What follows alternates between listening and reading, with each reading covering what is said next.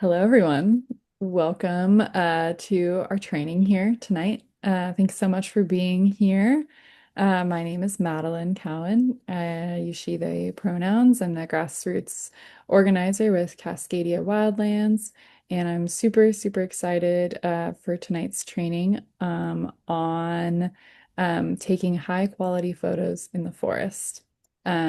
And I am going to just mostly sit in the background and let David take it away. If you want to go ahead and get started, David, the floor is yours, and feel free to introduce yourself a little bit if you'd like. Sure. So yeah, thanks for everyone for joining, and thanks for Madeline and Cascadia Wildlands for letting me share a little bit about, I guess, how to take photographs.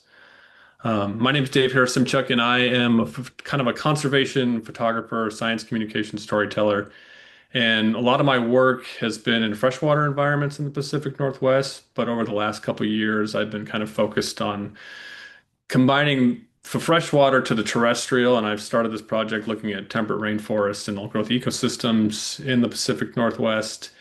And so I spent a lot of time in the forests and in the field thinking about how to photograph forests.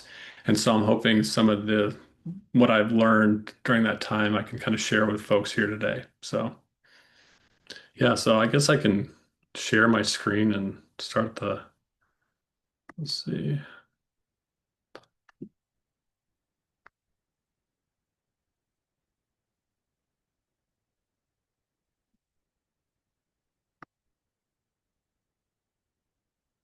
Is that sharing? Yeah, it looks like we can still see like the tabs on the top of your browser.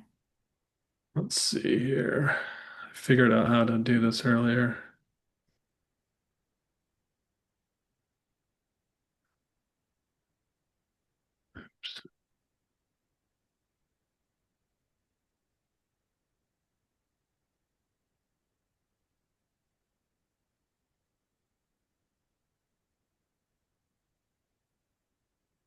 Well, Mm. Yeah, I think if you just go into oh, I think present. before I was able to just go full screen in it, then I could actually see my notes too, but If it'd be helpful, I could share on my screen and then you could look on yours. sure, if that's Yeah, easier. and then you can have your notes for sure. Oh wait, maybe this does it. Okay, here we go. Oh, nice. Is that better or is that still, are you still seeing the? Looks great to me. Yeah, we just see your photos. Okay, cool. So, all right, let's begin. So I'm sure that many of you are aware, but life in the Pacific Northwest, including humans, rely on forests for everyday lives. And, these things include things like clean water and carbon and huge economies. And because of all this, there's a lot of complexity in how we manage and value and understand forests. And I feel because of this complexity and because of a lot of these competing viewpoints, I find that photography is a great way to kind of cut through the noise of what you hear today. And so I kind of think of forest photography in three ways. And so the first is to kind of illustrate and communicate some of the current science with showing of how forests work. And so working with scientists to kind of share what they're finding and, looking for images that can kind of share and communicate that science. The second is kind of to document in real time how forests are these days, how they're being managed, how they're being impacted by things like climate, how they're being, cut down in certain areas. And I feel like with the field checking, that's very much a part of, the core of that. And then the third is to really just celebrate these forests and to share with the general public how special they are. A lot of them are in need of more protection at the moment. And so to be able to create imagery and kind of share those stories is growing in importance. So given the kind of current state of forest threats, to me personally, I feel like, forest photography has never been more important. And with so few old growth ecosystems left, what we document in the field is really a record of what remains of these environments.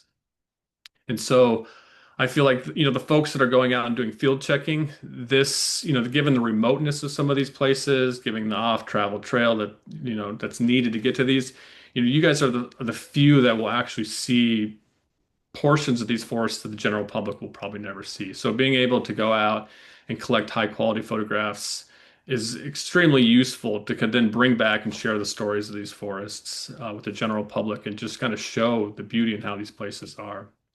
So today I want to kind of give a brief overview of some of my approaches to forest photography and kind of things that work for me.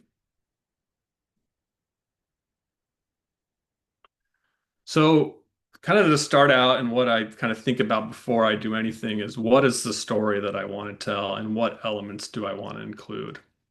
And so, this photograph here is actually in the blue and gold timber sale near Roseburg, Oregon. And Madeline and other folks kind of keyed me in out of this spot to kind of document some of the current threats that it faces. And so, going out to a spot like this, the first thing I want to do is kind of photograph and celebrate the forest. So you're looking for like, what are the characters of this forest?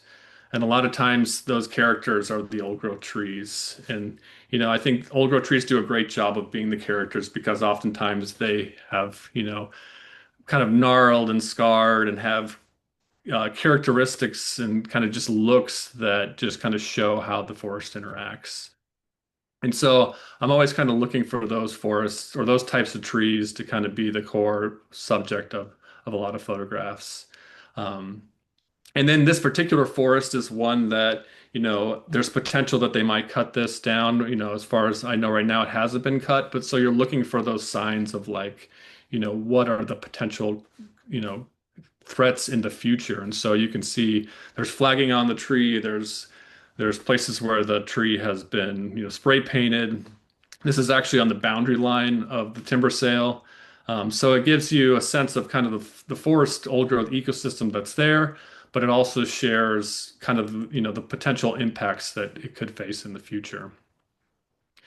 And so I'll go through a few photos to kind of give examples of each of these bullets coming up, but a lot of times there's other ways to show story and character as well. And so showing things like the change in time, documenting forests in different seasons and different types of weather, different types of impacts. And then one that I kind of key in on a lot of the work I do is just documenting, making sure to include the ecological characteristics.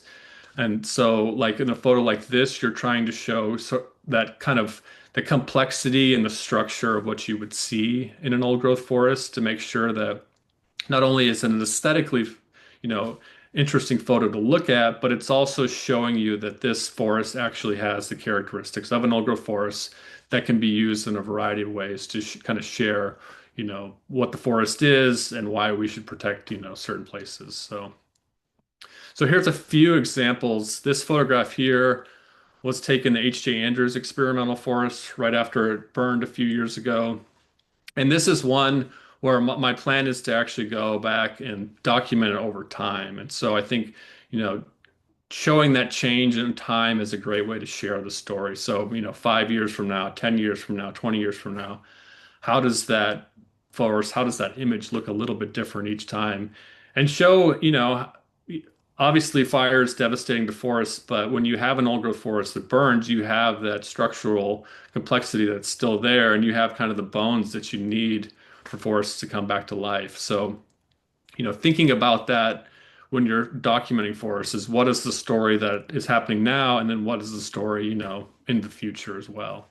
So that's something to kind of, put in the back of your mind is some of these places might be worth visiting, a year from now or 10 years from now, just to see how they're changing. This photograph is on a federal land. It was a area that had been cut and then replanted with Doug fir. And obviously this looks a lot different than what an old growth forest or what a healthy forest would look like. And so for images like this, I think they're really important because there are a lot of forests in the Pacific Northwest that look like this. And I think a lot of people think this is what a forest might look like, or this is what a healthy forest looks like. And so I think images like this are useful to compare to an old growth forest and say these are the differences that you might see. You don't have the different species, you don't have the complexity in the understory. Things are just acting differently. And visually, when you compare an image like this to an old growth forest, it's really easy to show the general public these are two different places. And so, with a type of image like this, though, I'm still looking to kind of capture an aesthetically pleasing image. So, kind of going out when there's foggy mooded light, and try to make a nice image, and then kind of also share kind of the ecological part of that to be able to compare that to other images later on. So, let's see. Once I kind of have the character that I'm looking for, really comes down to forests are in particular are actually hard to photograph. I found like I've been focused on forests for about 3 or 4 years, and when I first began forest photography, I feel like I came back over and over again with images that just didn't showcase what I was seeing in the field. And I think a lot of it came back. There's a lot of distracting elements in the forest. There's a lot of trees that fall down. There's a lot of branches that are ways that you can't really control. And that's good. That's how forests are. But a lot of it is you're basically searching for the character or the scene where the elements kind of line up and everything is kind of in the right place. And so once I kind of find that scene, from there, I kind of look at the different angles. So for like this big old growth hemlock right here, what I would do is you kind of find it and then you search around the tree looking for like what is the side of the tree that's the most interesting. Where's the lighting the most interesting? Where's the background the most interesting? And I found that like there's a lot of times where I would just go and photograph a tree and it would look okay, but then I realized I would go to the backside of the tree and it's even more interesting on the backside. Maybe there's a big cavity there, maybe there's a burn scar. So it's good to just really make sure you're kind of looking at the intricacies of the tree itself and trying to find an approach that works. And then once you kind of find that angle and that scene that's most interesting to you, then it comes down to almost like the micro level where you're like, I'll move a foot here or an angle change here or there just a little bit. And I'll probably take, 20 or 30, 40, 50 images at different angles, sometimes like different focal lengths, sometimes tighter, sometimes wider. Because you just never really know when you get everything back what's going to look the most, appealing. So I try to create as many images as possible, knowing that it probably won't be until I get the images back and look on my computer where it's actually like that's the one that, came out the best. And so I find that's kind of the best way to, you create a lot of images at a lot of different angles, and then you kind of get that one that shares the whole story. And then I also want to say, just get creative. There's a lot of times where I feel like I have a formula for how I photograph trees, but I always try to make sure to break that because there's images where it just, everything I thought I knew about trees didn't work for a certain image. So getting creative is useful. And, here's an example of kind of a different style, like, making sure to shoot up on trees, especially like old growth trees. It really kind of accentuates, the size and, kind of the feeling of those trees. And then next, this is kind of important, especially for old growth forests, is scale and perspective. I don't know how many times I've come back from the forest and showed someone a photo and said, here's this giant tree that I just photographed. And someone says, well, that just looks like a normal tree. So being able to put a person or a hiker or some kind of like animal in a frame is tremendous just to show the size of those trees and the scale of those trees. And sometimes the hiker isn't even like the subject matter. They're literally there for the reference point. Um, I do find that, like a lot of my work I do alone. And so sometimes I'll carry a tripod out just to photograph myself in front of a tree just to show that scale and to make sure I have that image because it's nice to have an image without a person, but I feel like sometimes you just need a person in there to show scale. So that's kind of a little trick. And I know a lot of folks do that already with kind of tree photography. Um, and then recently I've been trying to kind of, do more of that where you include wildlife as kind of that scale as well.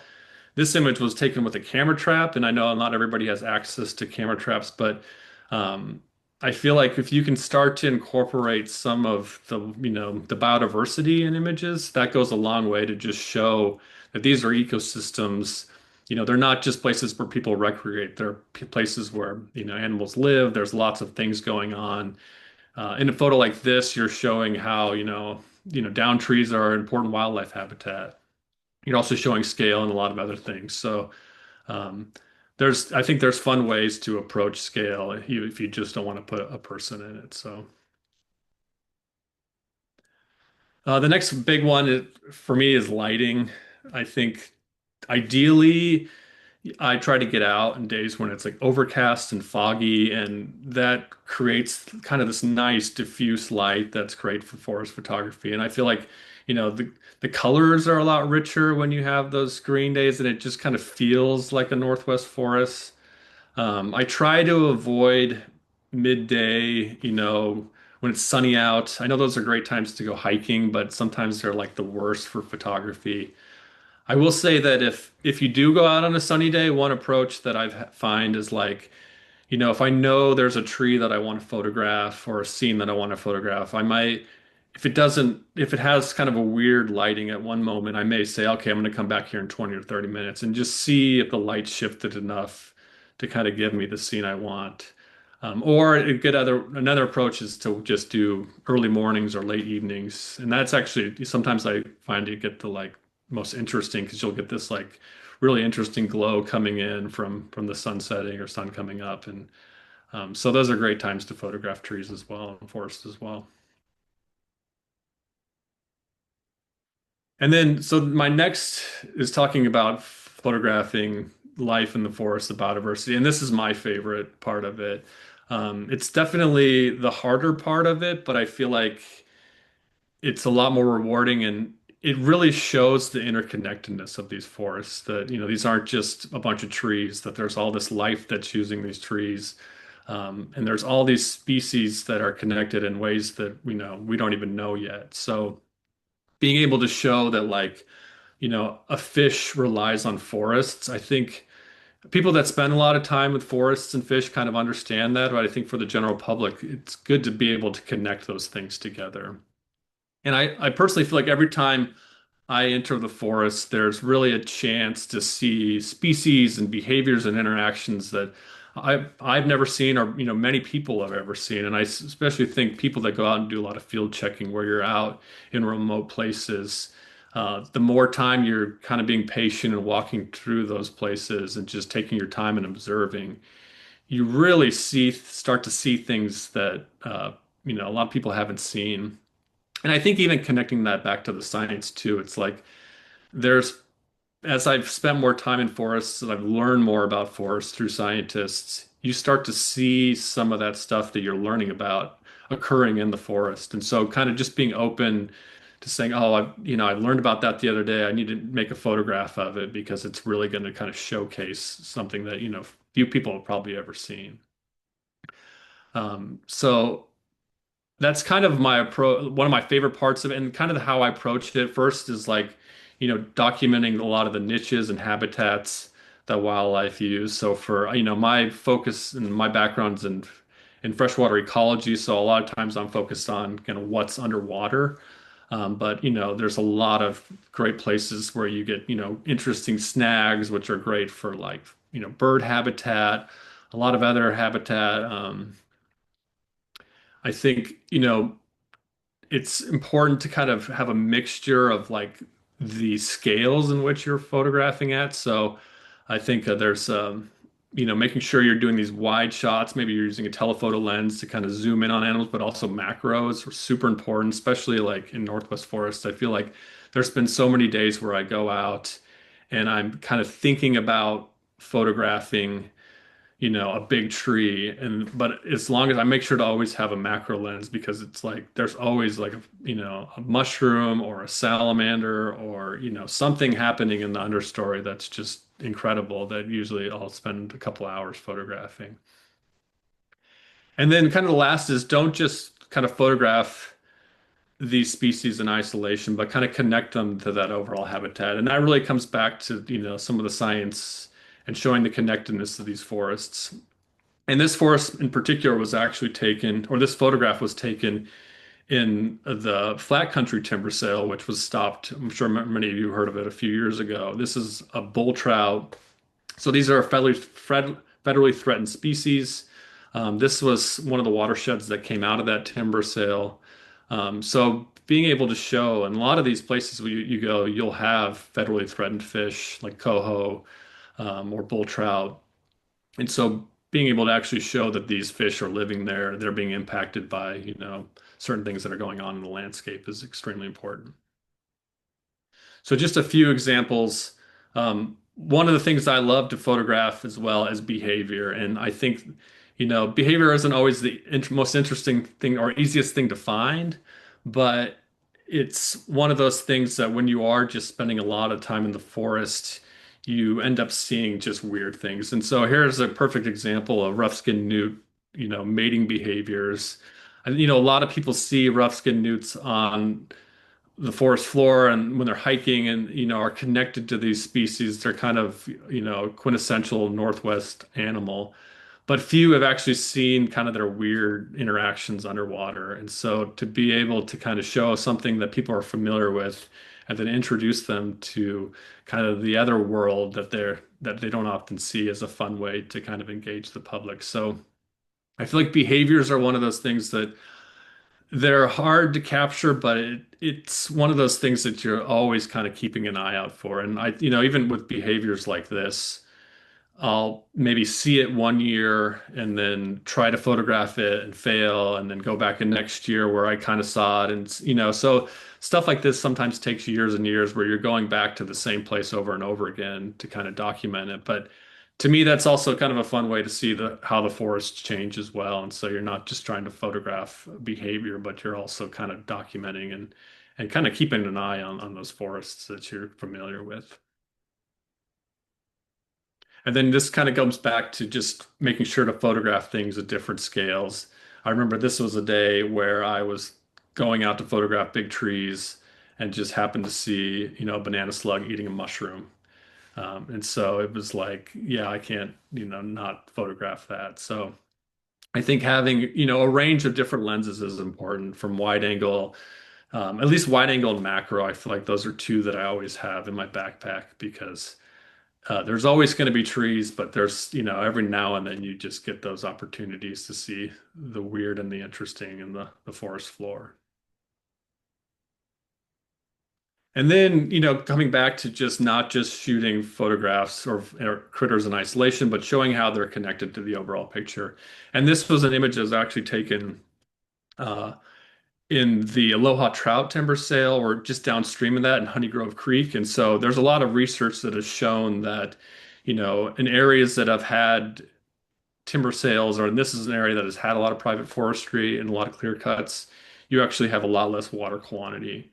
And so this is one of the few times where I kind of saw that visually, where you had this, increase in rain and then it dropped really quick. And so a lot of Chinook, their backs were out of the water.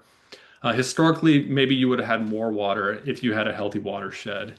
And so this is an area where you have proposed timber sales from the BLM, which would increase the amount of logging in the area, potentially or decreasing the water levels.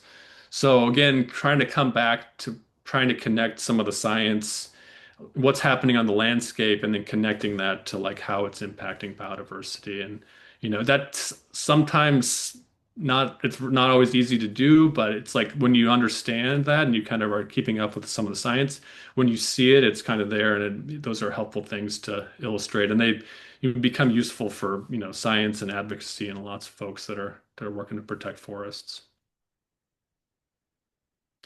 And then last, I just wanted to kind of briefly chat about documenting the impacts. And these aren't always the funnest shots to take, but I find that some of them are the most important and powerful. And so for a lot of these, I'll use similar lighting approaches, that I would use with forestry. You're trying to shoot in overcast conditions, or like in the beginning or end of the day. Um, and kind of looking for an aesthetically pleasing photo of an ugly thing. And so kind of using those some of those same practices. And for a lot of the impact photography that I do, I kind of try to emphasize the scale. And so either I'm using a big wide angle lens or something like a drone to kind of show how this is impacting the landscape at a large level. So this is another shot of that blue and gold timber sale that's happening right now.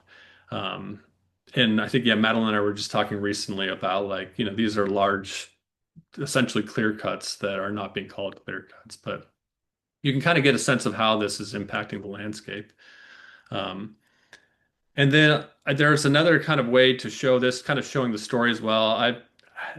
Yeah, I've tried to do a little bit of this, but there's some photographers that have done an amazing job at this of showing kind of the contrast of before and after, where they go in and photograph some of these trees before they have been cut and then photograph them after. That's a really powerful way to share that story and just show how impacted the place. And then again, kind of focusing on process, not just the damage, but also how has the ecology changed. And then the last one is kind of being opportunistic. And so just a few examples. This is kind of a finer tune of that blue and gold timber sale.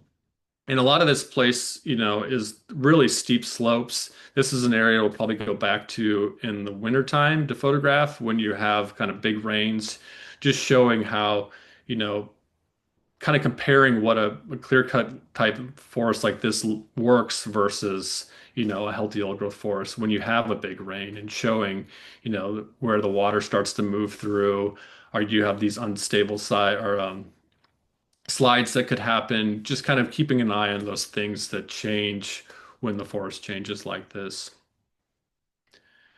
And then also just I think a big one for the impacts is being opportunistic. There's a lot of times where I've been kind of hiking in the forest or snorkeling in the water, and I see things that just aren't right. A lot of times those aren't things I always want to photograph, but I've found through my career that making sure to just document some of it goes a long way. And this was an image that I took while trying to photograph coho spawning. And just for a brief moment, had a coho kind of rest on a tire. And so, and there's been a lot of research that have shown this is actually an area that, has had a lot of logging, but there's also a lot of research that has shown that like the parts that come off tires can impact water quality and have an impact on salmon. So there's a lot of story there as well. So just being opportunistic when it comes to documenting kind of the impacts of forests. And that's kind of what I have today. I'm happy to answer any questions folks have. And then if anybody has kind of specific questions, feel free to contact me in an email or through my website or anything. And yeah, I'm happy to ask or answer any questions. Yeah, I have a question. And thank you for doing this. And your photography is spectacular. Um, I mean, when we're field checking, I mean, I have a nice camera, but I never even take it because we're so busy using our phones because we need the map and we're dropping points on the Avenza maps and attaching photos to those through the camera. Um, and so, do you have any particular tips or hints or advice on how to do good photography with a with the phone that's built into an iPhone Yeah. No, or a I mean, camera? I think these days the iPhones, they have the right focal length. A lot of times just they do a really good job of photography to begin with. So I think a lot of these same rules apply to phone photography. I think, and that's kind of, I try to avoid kind of talking about lenses and, apertures and shutter because it's like I think a lot of this can be done with a phone as well. And probably, just as good as not better than some of the cameras these days. So, I'm not sure if that answers your question, but I would say, yeah, phone photography is great. Yeah, thank you.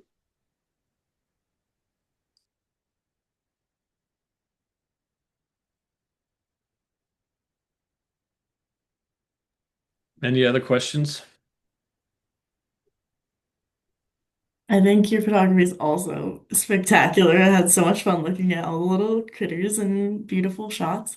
And I'm curious if you do any like post editing on your photos, and like what that looks like, or if you have a certain lens that you're trying to tell a story through with editing, like whether that's in Photoshop or whatever you use. Yeah. Yeah, I definitely everything is has a little bit at least of kind of post editing. I use it's like an Adobe software called Lightroom, which is pretty common. Um and yeah, usually, I don't do a lot, but I'll, up like contrasts and, sometimes like a little bit of dodging and burning where you're bringing certain spots up to kind of emphasize the lighting. Um, so kind of basic photography practices, but yeah, I think like depending on the color, and I'll always try to bring that maybe the saturation up a little bit just to bring out the greens, and so whatever kind of feels natural to you. I do know like some folks do a lot with like dodging and burning, and it makes you can do some really cool stuff in forests, really like emphasizing a certain tree or a certain lighting in it. I've never really gotten into it too much, but yeah, I think you can do some fun stuff in post for sure. Awesome. Thank you. Yeah. Yeah, thank you so much, Dave. This is like really, really, really valuable. And I also am just admiring your photos so intensely. I love all the critters. I wonder if you could talk a little bit about of like what makes a bad photo? Because I'm like what because I know that when we're field checking, I try to encourage folks to take as many as they can. Um, but like what and then we and also as part of this photo project that we're going to be doing and like going out into the field, we're asking folks to actually like kind of go through and pick their best photos. So yeah, what's a bad photo look like in Yeah. your eyes? Yeah, I mean, yeah, I will say I have shot like for every one that's good, there's like 1,000 that are bad. So yeah, I would say first of all, yeah, if you can take as many photos as you can, that's always a good thing. And you know, with forests, like I was saying, when I first began, I would photograph a scene. And you have all these like distracting elements in a forest. There's a tree that's fallen down, these ferns are this way, you know.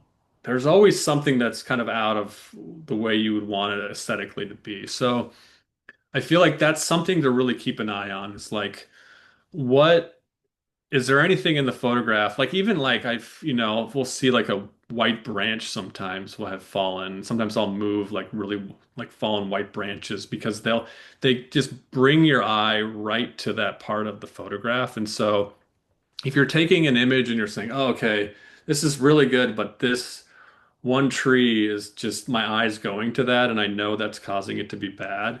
That's kind of something to keep an eye out for. And so a lot of times it comes down to like just like reframing. Like there's a lot of times where I'll have something that's distracting in the frame. And if you have a big old growth tree, you can sometimes like just change your angle a little bit and kind of frame it so it's not there anymore. And that's kind of a nice thing about trees. But I will say, just the more you can reduce distracting elements, the better the photograph is going to be. And so, I guess an approach you could kind of think, and I think this is a lot of times when I look at like a wide angle, kind of medium angle shot of a forest. So like trying to think, like maybe this image here. There's a lot of distractions, but this is a scene where like the foreground was really nice. You had all these ferns are kind of where you would want them to be. Um, the midground is nice. You have the forest is kind of the tree is your subject, so you're kind of drawn to that. But there's nothing distracting in the foreground, taking your eye away from the big tree. And then the background's also everything's relatively moving in the right direction, so you don't have a lot of distractions there. Um, I would say like if you had a big tree that was, say you had a nice scene like this, but there was like a big fallen or a small alder that had fallen right in front of the scene. that would probably be a place where you'd be like, okay, maybe this isn't the best shot. Maybe I'm going to try the other side of the tree. I think in this particular image, actually, like you can kind of see a small, I think it's probably alder or Doug fir that fell like right behind it. It's really small in the frame, but I do remember there was like a bunch of stuff that I had to like walk over to get to this shot. So that side of the tree wasn't as aesthetically pleasing to photograph. So then it comes back to like going around all of the angles of the tree. Like, what is the best one that's going to really show that, but also has the less distracting elements. And I will say, like, for this particular site, and Madeline, you've been there. Like there are a lot of old growth trees there. Many of them are beautiful. There's one in particular that's massive. It's probably like a 500-year-old tree. That tree, I photographed at so many different angles, and there is like I think there's a small Doug fir that fell right behind it. So it's like this really distracting thing. And I tried forever to photograph it out, and yeah, I mean, I must have taken hundreds of photographs of that tree, and none of them really came out the way that this one came out, where it's just a simpler photo. And I think you're kind of following the rules of like landscape photography at that point of like, you're kind of limiting the chaos, making it simple. And then from there, you can kind of add the other elements. But I don't know if that answers your question, but I think the more that you can kind of simplify and kind of, get rid of the chaos of the forest, the more aesthetically pleasing the photographs probably going to be. That to say, like sometimes that's, not always the rule, but usually that's kind of what I try to follow for this type of photography. Trying to think if I have other examples of like a lot of these, it's the same thing. You have a very like even foreground where there's not a lot of complexity or distracting elements. You have a focused kind of tree that's your subject or your character, and then kind of the background, everything's kind of going the right direction. And that I will say, like, when I go out to a site, you may only have one area that looks like that. And so when it comes to like field checking too, you want to make sure that you're documenting everything. So like there could be places where you're like, oh, this is a really important tree to photograph, but this isn't going to be the most aesthetically pleasing one. And so, yeah, making sure to kind of document those elements that you're going to need for field checking, that's really important. But then, like, maybe you find those, one or two or three trees where you're like, okay, the elements are here for this to be an aesthetically pleasing photograph that you're able to use for, like, more communication needs. Because I will say that, like, I wish every tree were easy to photograph, but some of them you just, you're just not going to get the shots you're after, and so that it just means, I guess, more time hiking in the forest, which is kind of nice. Awesome. Yeah, that makes a lot of sense. Thanks so much. And I have another question. You know, I haven't fiddled with my phone much, but you can take pictures with a lot more or less granularity. And of course, the more granularity, the more memory, the longer it takes to load them somewhere. Sometimes they're too big to put in an email even. They're using up our Google storage if they're bigger. Um, what's the ideal, if there is one, the ideal sort of number of pixels, or I don't know how you define it, but Yeah, I don't know what it is these days. I have heard like, anything above like 8 megapixels, 10 megapixels is probably fine for like print photography or like magazines or anything. And definitely fine um for anything online. I think, the cameras these days are shooting like 50 megapixels or 100 meg, like that's right, a little bit overkill. If you're going to crop an image, that's probably where those megapixels come in handy. right, Um, so I feel like there's a camera that I shoot with that does really well in low light, but it only shoots like 12 megapixels. And so I just have to be really careful about framing, but it allows me to shoot when it's like almost dusk to get, some really interesting angles. But yeah, most cameras are above 12 megapixels. I think probably most cam or phone cameras are too. And right, camera is great. So I would say like if you're probably, and then a lot of times even with that 12 or 10 megapixel image, like when I share it online, it's probably a lower resolution. I usually like, the resolution I usually export stuff for online is like 2000 pixels like wide, and that is probably even overkill. So I feel like, yeah, most cameras these days are well above what is needed, both photo and phones for, especially online, which is where most of the stuff goes these days. Right. Okay, thank you. I have a question. Thanks, David. This has been great. So I live in Bend. So the forests I'm usually in are quite a bit different, a lot less green, Yeah. a lot more open. We hardly ever get foggy days, often a lot of sun. So wondering, one, if you've spent much time over in these forests shooting photos, and if you have, I guess if you have any tips or specific things that you look for when you're over in those types of forests.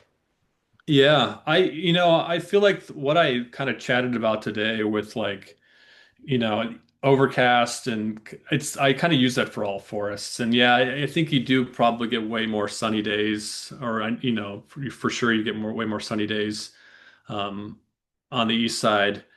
But I still, it's like, if I'm based in Corvallis, so like if I was going to go over and photograph, I would probably just be watching the weather and saying, okay, this is the day where I know it's going to be cloudy, and so that's the day I'm going to be going out. Or just, wait. I feel like those forests look really nice when it's like really low light, like at the end of the day, and you have like golden rays coming through the ponderosa, and so those are really good times to photograph it. Um, and then, but you're kind of just following a little bit of the same rules too. It's like, how do you keep your foreground simplified? Usually, you're trying to find a big tree that is kind of your key subject, and then a background that maybe tells a little bit more of the story of that forest. But I feel like, you know, if I were to go here or, around Bend or to the Amazon, I would probably have a very similar approach to how I photograph forests. So I don't know if that answers your question, but yeah.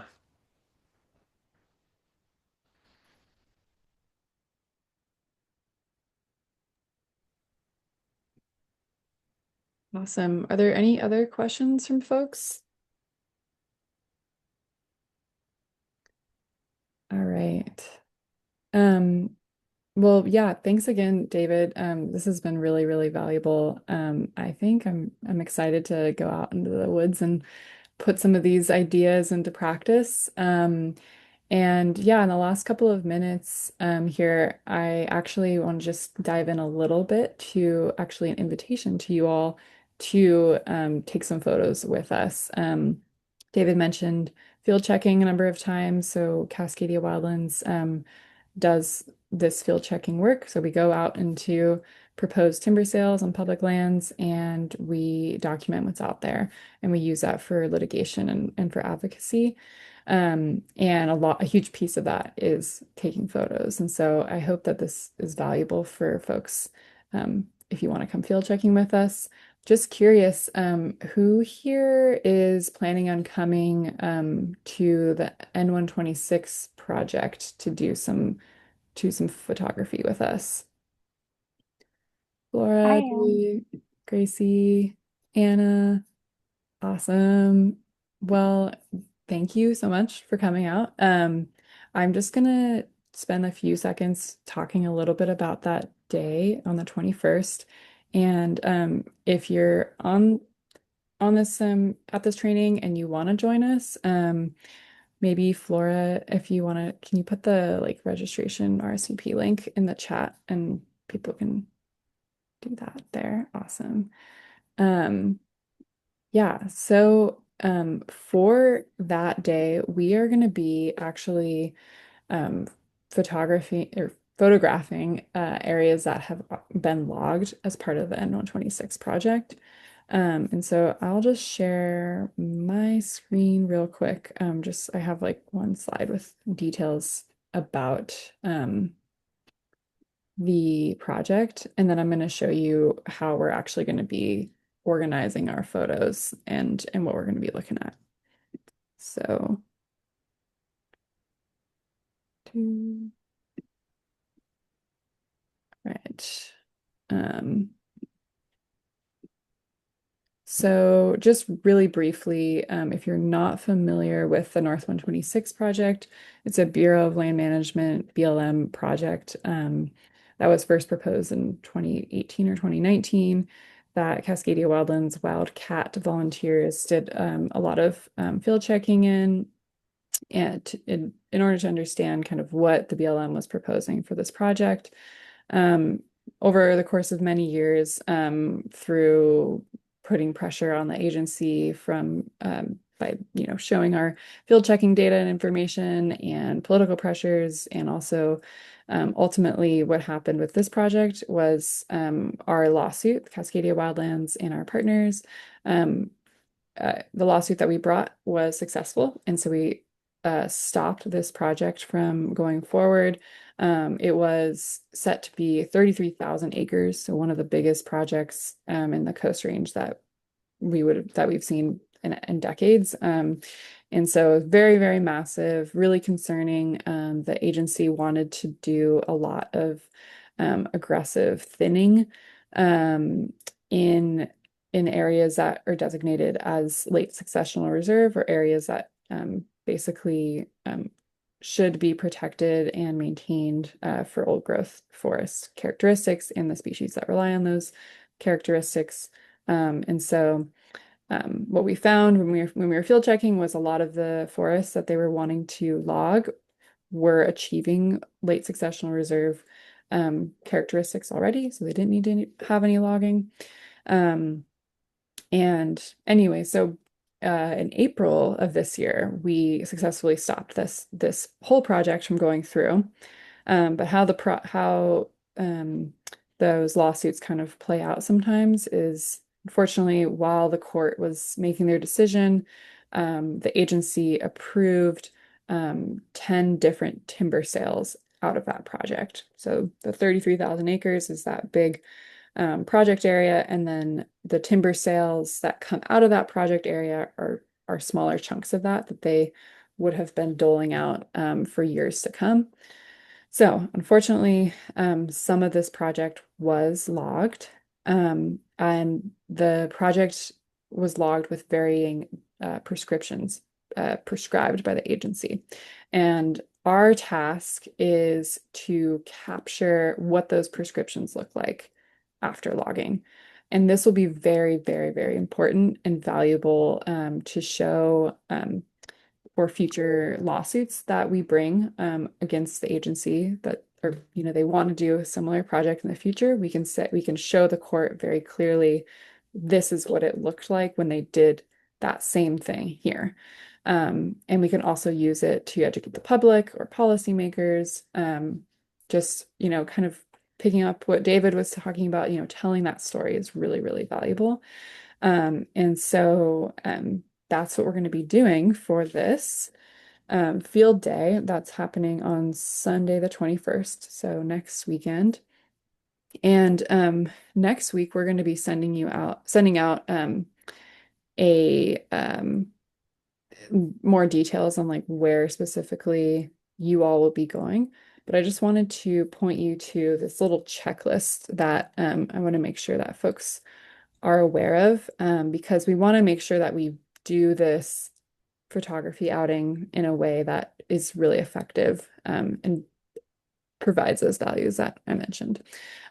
So we'll be referring to this. Flora and I will be telling you exactly where we're going and provide the maps for you, and hopefully we'll be able to actually access these areas and get to as many areas as possible.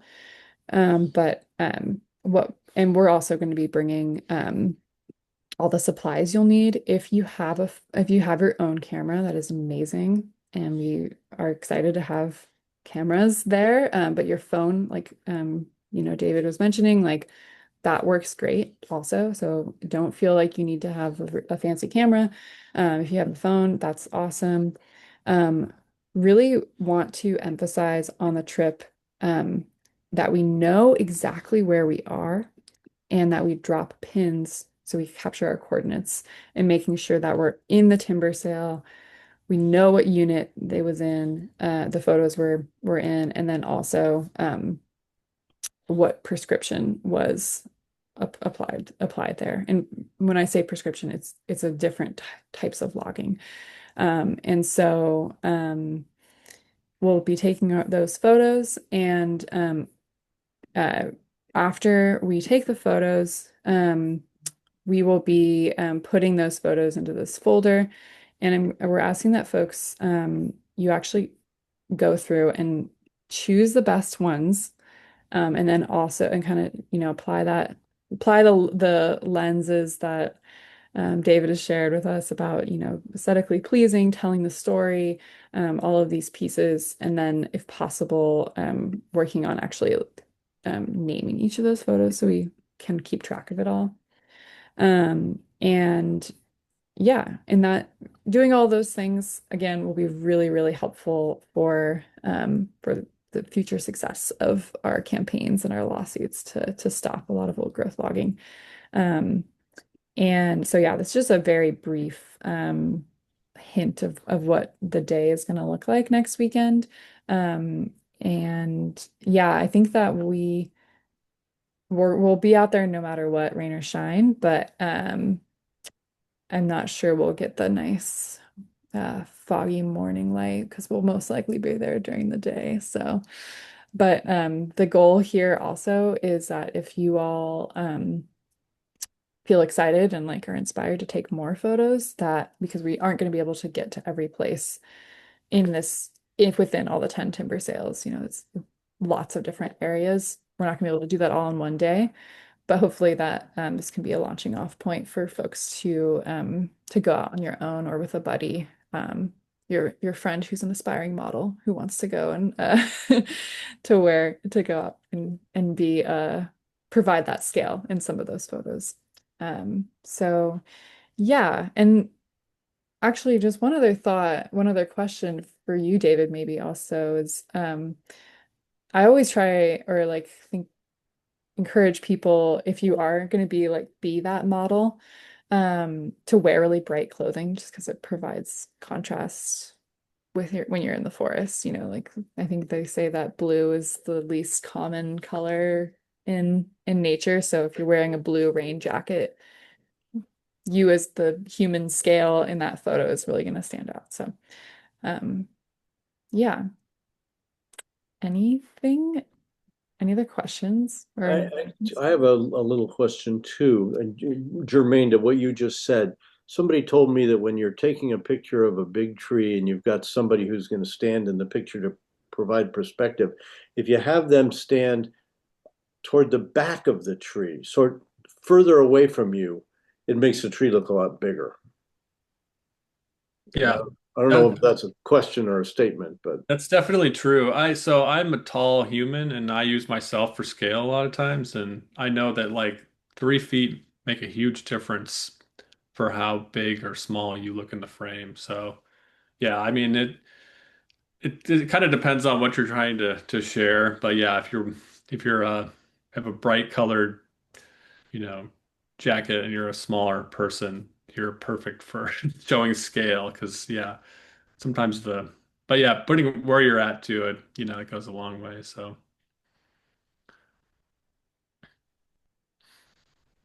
Yeah, I always nudge our smaller friends to get into the photos if they're willing. Yeah, definitely is good. Um, great. Oh, and JJ, thanks for joining us. No worries that you're late. We are recording right now, so probably maybe cut out this last little bits here in the end. But I will be sending out this recording at the end. Are there any other questions before we conclude, or any comments or anything? and I will say if anybody has any other like specific questions about photography, feel free to reach out to my email or website or anything. I'm happy to answer any photography questions. So Cool. Thank you so much, David, for sharing your expertise and these tips. It's been really, really valuable. Really, really appreciate it. Yeah, thanks for inviting me. Yeah. All right. I'm gonna stop the recording.